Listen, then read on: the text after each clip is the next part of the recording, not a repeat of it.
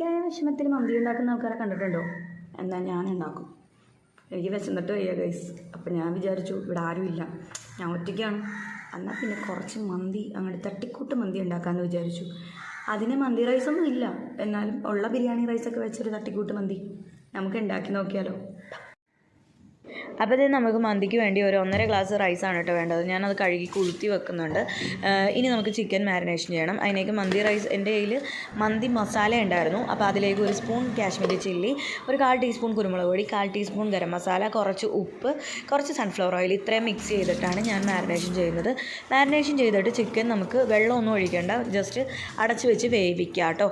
അപ്പം അത് വേവിക്കാൻ വെച്ചിട്ട് ഒരു വശം വെന്ത് കഴിയുമ്പം നമുക്കത് മറിച്ചിടാം.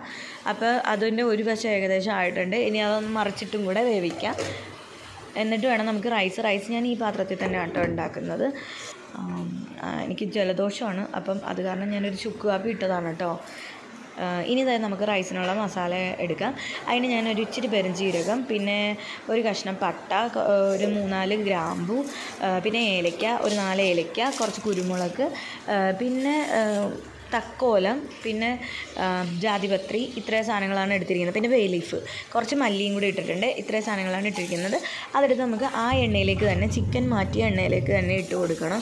ഞാൻ വേറെ എണ്ണയൊന്നും ചേർത്തിട്ടില്ല. അതിലേക്ക് സവോളയും കൂടി ഇട്ട് വഴറ്റുക. എന്നിട്ട് ഒരു 3 പച്ചമുളകും നമ്മുടെ റൈസ്, കുതിർത്ത് വെച്ചിരിക്കുന്ന റൈസും കൂടി ഇട്ട് കൊടുക്കുക.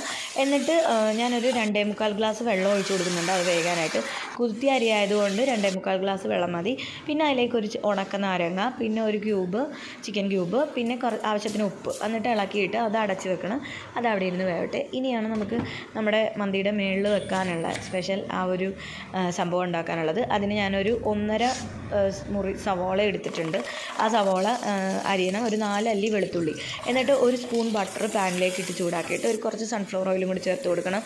എന്നിട്ട് നമുക്ക് ഇതെല്ലാം കൂടെ വഴറ്റിയെടുക്കാം. ആ വഴറ്റിയിലേക്ക് കുറച്ച് മന്തി മസാല, ഒരു 1/4 ടീസ്പൂൺ മതിയാവും. അത് വഴറ്റിയിട്ട് നമുക്ക് ഈ ചിക്കനും കൂടി ഇട്ട് നന്നായിട്ട് മിക്സ് ചെയ്ത് അടച്ച് വെച്ചൊന്ന് ആവി കയറ്റിയെടുക്കണം. അത് നന്നായിട്ടൊന്ന് ആവി കയറി കഴിയുമ്പോൾ നമ്മുടെ മന്തി റൈസ് എടുത്ത് വെക്കുക. അതിൻ്റെ മുകളിലേക്ക് ഇതെല്ലാം കൂടെ നിരത്തി വെച്ച് കൊടുക്കുക. നമുക്ക് ഫ്ലെയിം സിമ്മിലിട്ടിട്ട് ഇതെല്ലാം നിരത്തി വെച്ച് ഒരു 5 മിനിറ്റ് നമുക്ക് ദം ചെയ്യണ പോലെ എടുക്കുക. ഞാൻ വേറെ ഒന്നും ചെയ്തിട്ടില്ല. അതൊന്ന് ദം ചെയ്തെടുത്ത് കഴിഞ്ഞാൽ നമ്മുടെ മന്തി റെഡിയാണ്. അടിപൊളി ടേസ്റ്റാണ് കേട്ടോ. എല്ലാവരും ഒന്ന് ട്രൈ ചെയ്ത് നോക്കണം. അപ്പോൾ നമ്മുടെ മന്തി ഇവിടെ റെഡി ആയിട്ടുണ്ട്. കഴിച്ച് നോക്കിയാലോ. പിന്നെ എൻ്റെ ചാനൽ സബ്സ്ക്രൈബ് ചെയ്യാത്തവരുണ്ടെങ്കിൽ സബ്സ്ക്രൈബ് ചെയ്യാനും ലൈക്ക് ചെയ്യാനൊന്നും മറക്കരുത്. ഇഷ്ടപ്പെട്ട നിങ്ങളുടെ അഭിപ്രായങ്ങളൊക്കെ അറിയിക്കണം. എല്ലാവരും ഇതൊന്ന് ട്രൈ ചെയ്ത് നോക്കണം കേട്ടോ. പിന്നെ എൻ്റെ എക്സ്പ്രഷൻ കണ്ടാൽ നിങ്ങൾക്ക് അറിഞ്ഞുകൂടെ ഇതിൻ്റെ ടേസ്റ്റ് എന്തായിരിക്കും എന്നുള്ളത്.